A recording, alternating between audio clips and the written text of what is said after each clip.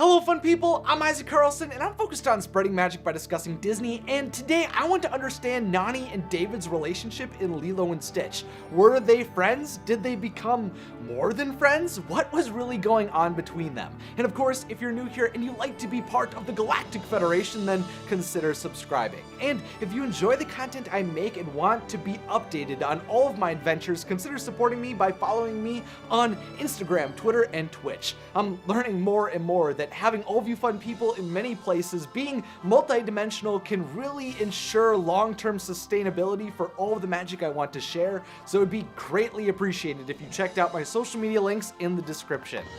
Aw, David, I owe you one. That's okay. You can just date me and we'll call it even. There are times when I look at two characters and their relationship and I realize that the story of how they came together is really just describing the characters' two independent backstories, because the relationship doesn't add anything to the characters. But Nani and David's bond is not like that at all. They are two people who have independent lives, who continue to desire to be a part of each other's lives. David, in particular, wants to be a part of Nani's Ohana. From the moment David is introduced to us, we see that he's a sort of clumsy, optimistic, and romantic guy who Nani, unfortunately, has to repeatedly push away.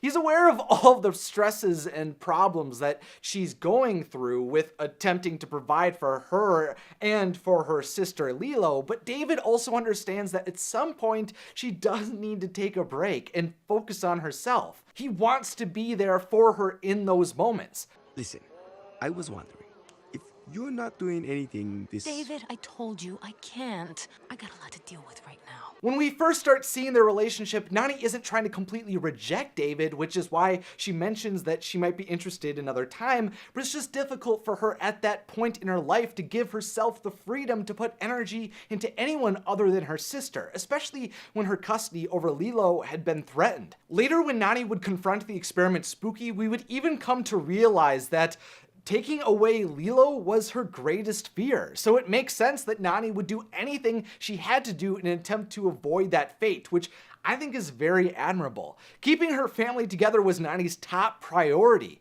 In my opinion, I think Lilo and Stitch does a fantastic job of establishing Nani as someone who is putting in as much effort as she possibly can into protecting Lilo. Did you lose your job because of Stitch and me? The manager's a vampire, and he wanted me to join his Legion of the Undead.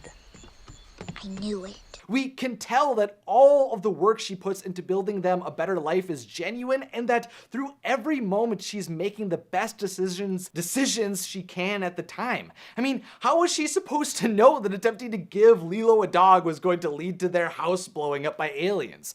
Life was just slipping through Nani's fingers, and she felt she needed to hang on as tightly as she could to know that she was doing everything she could for her and her sister, even if that meant she had to push away the boy with the nice butt and the fancy hair. She thinks it's fancy? Even though David's intentions with Nani were clear, he wanted to be in a relationship with her, he always made sure that he would be a friend to her first, which we see from him talking to Nani late at night on the phone, rushing to Nani to tell her about a new job opportunity, and comforting Nani and Lilo when their day fell apart by offering to surf with them. David was clearly a really good guy and was very compassionate to Nani and her family. I might not be a doctor, but I know that there's no better cure for a sour face than a couple of boards and some choice waves. Through David's interactions with Lilo, we also can see that he's not resentful of the person Nani chooses over him, but instead acts more like a big brother for Lilo, which we see through him playing with her, teaching her about yin and yang, and how he even admits to Nani that he sneaks into the pool at the Birds of Paradise Hotel frequently with Lilo. Lilo and I sneak in here all the time. I mean, when Nani and David actually begin to start going on the occasional date, when the Ohana got a bit bigger after a few aliens moved in, Lilo feels so close with David that she thinks she should be coming with them on all of their dates. Lilo really considers David to be her friend. I got a date. David? Yup. Where are we doing? Do I need to change too? Lilo is even the one who pushes Nani and David to get married, so I think it's an understatement to say Lilo really thought highly of David. While David clearly has always cared about Nani as he sees her build her family, I think he also admires her, adores her leadership, and respects what she works towards, which is why he is able to remain so patient throughout the uncertain parts of their relationship. David accepts Nani, learns to love her family, and even though everything in Nani's life could be pretty chaotic at times, David also comes to realize that he didn't want to just be with Nani, but also be a part of her ohana if she'll let him. I know, it's kinda lolo. Are you kidding? This is the tightest ohana I know. I wish I had a family like yours. I'm pretty sure throughout Nani's entire friendship with David, she wanted him to be a pillar in her life. But while she could bring herself to have him be welcomed into her family, it took longer to open herself up to loving him. That's why he comes to family movie night, shows up to Lilo's birthday party, and is excited to attend events like Lilo's hula graduation to intermediate level. Lilo was perfecting an art form. You better believe that Lilo's entire family needed to be there. Nani was bringing David into her world, but continued to prioritize managing the lives of Lilo and Stitch.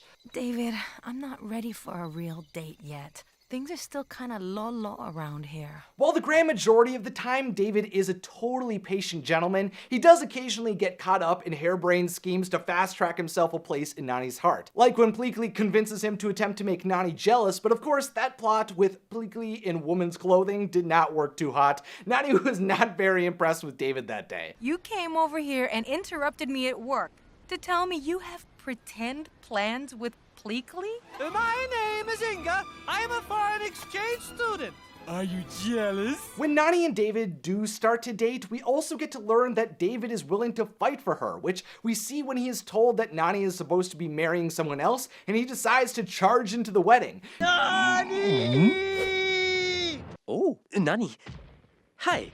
David isn't perfect, but he has a heart filled with love for Nani and just would never want her to make a decision about their relationship without her knowing that. In the same episode of Lilo and Stitch the series, we get to find out that David was in fact Nani's boyfriend, so we know for sure that they do come together as a couple, which we kind of knew would eventually happen based on the photos we see in the credits of Lilo and Stitch. Nani and David brought Lilo and Stitch on a cruise, traveled to go snowboarding, and even went to Graceland together. I've got you, Nani. For Nani, David was her support system who would listen, comfort her, and embrace her when she needed it. And for David, Nani was the woman who kept him grounded, provided him love, and was the one who gave him the opportunity to join a family. Nani and David were two people who worked together as a team to grow, thrive, and live happier lives than they ever could have apart. I think they were exactly what the other needed at this point in their lives. But let me know down below what your thoughts and theories are surrounding Nani and David's relationship. Also, make sure to subscribe and click the beautiful bell, and then click on another magical video in the description or on the screen. Finally, as always, thanks for watching and have a magical day.